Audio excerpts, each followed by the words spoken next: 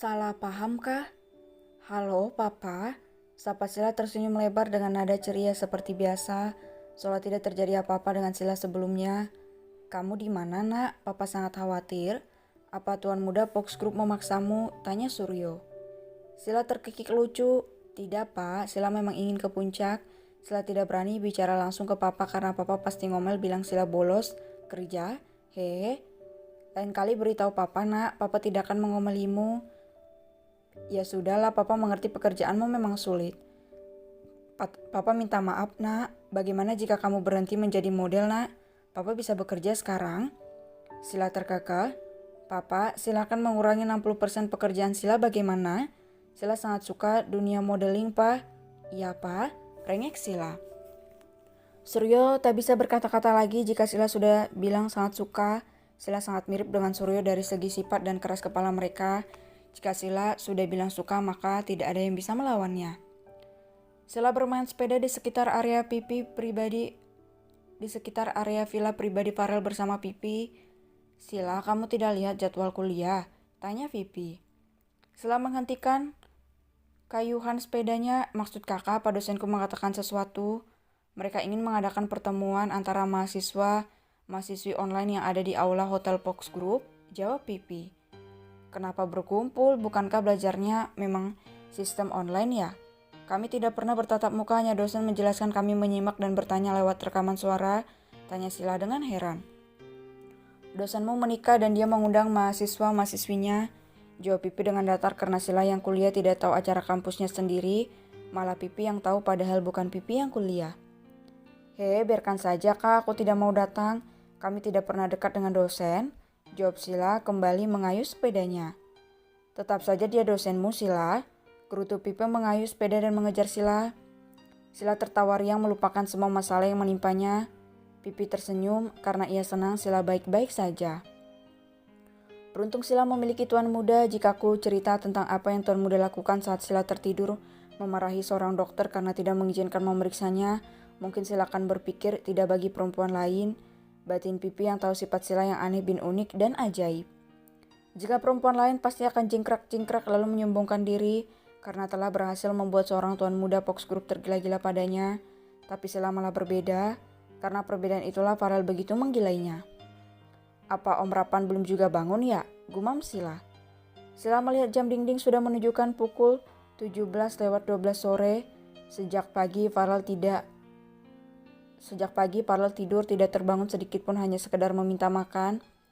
Sila berjalan pelan masuk ke kamar Farel lalu mengedarkan pandangannya. Ia duduk di sofa dan menghidupkan TV di kamar Farel seperti rumah sendiri saja. 20:26 malam. Kenapa Om belum bangun juga sih? Sila melihat ke arah Farel yang tidur masih dengan posisi yang sama. Sila menghubungi Gibran dan Gibran langsung memeriksa keadaan Farel saat tiba di puncak. Ia mengangguk-angguk. Tuan mudanya kelelahan karena tubuhnya terlalu dipaksakan bekerja tanpa istirahat, Nona Boneka. Jelas Gibran. Tapi Om Rapan tidak bangun, hanya sekedar minta makan atau minta minum. Jawab Sila. Tuan muda baik-baik saja, Nona. Saya memasangkan cairan infus untuk membuatnya tidak lapar karena ia butuh istirahat total, Nona. Gibran membenarkan tali infus Farel. Sila mengangguk lalu Gibran memeriksa Nando di kamar lain. Mereka berdua gila bekerja ya? Kenapa mereka bisa seperti ikan keluar dari air? Bahkan ikan pun masih bergetar. Mereka tidak sama sekali. Gerutu Gibran kesal pada Farel juga Nando adalah Papa Rooms, pasangan pekerja romantis. Sila menatap Farel yang tengah tertidur pulas. Ngapain aja sih Om tadi malam? Kenapa bisa begini? Sila menggelengkan kepalanya seolah melupakan kejadian tadi malam yang diculik oleh pria tidak waras itu. Farel datang hampir di tengah-tengah perjalanan Sila. Bagaimana Farel tahu Sila ada di hutan hingga begitu berani berjalan kaki tanpa membawa kendaraan tiba di hadapan Sila. Lagian Om Rapan baik padaku kan? Aku kira dia baik karena Tante Jessie, tapi ternyata tidak. Jika Om tidak mengungkapkan perasaannya, bagaimana aku bisa tahu? Batin Sila mengerjap-ngerjapkan matanya. Sila bangkit dari duduknya saat mata Farel perlahan terbuka. Sila ingin melarikan diri tapi Farel dengan cepat menangkap pergelangan tangannya. Maharaniku, aku benar-benar sangat merindukanmu, ucap Farel dengan suara seraknya khas bangun tidur.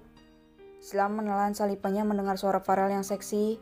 Sila ingin sekali mengambil suara itu untuk menjadi miliknya. Pekik Sila saat Farel menarik pergelangan tangannya hingga kini Sila tertidur di samping Farel. Farel memejamkan matanya lalu memeluk Sila dengan erat. Aku sangat mengantuk, aku baru bisa tenang setelah menyelesaikan berdebar gila itu. Sila menautkan kedua alisnya. Om, apakah Pak Karol? Farel mendengkur pelan. Sila mengguncang pelan bahu Farel. Om, apakah Pak Karol? Aku membuangnya ke Pulau Cacing. Jawab Farel dengan suara kurang jelas tapi Sila mendengarnya. Sila semakin bingung. Apa itu Pulau Cacing? Tanya Sila. Neraka dunia, jawab Farel memeluk Sila lebih erat hingga Sila mematung. Sila berusaha untuk melepaskan pelukan Farel tapi tetap tidak bisa.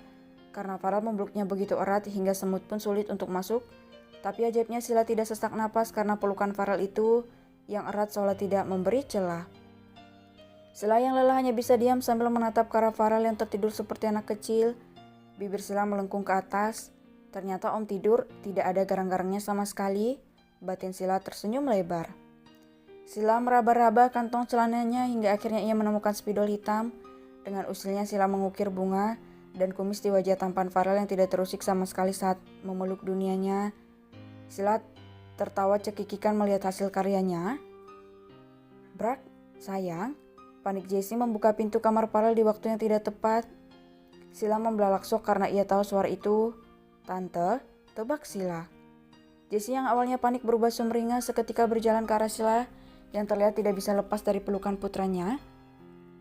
Tante jangan salah paham ya.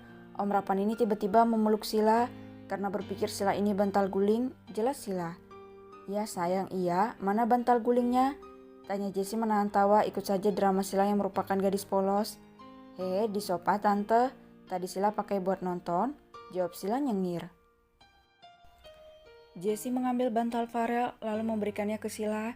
Sila makin panik karena wajah tampan Farel sedang jelek karena dilukis oleh Sila. Jessie bisa marah besar serta salah paham pada Sila yang telah membuat jelek wajah Farel.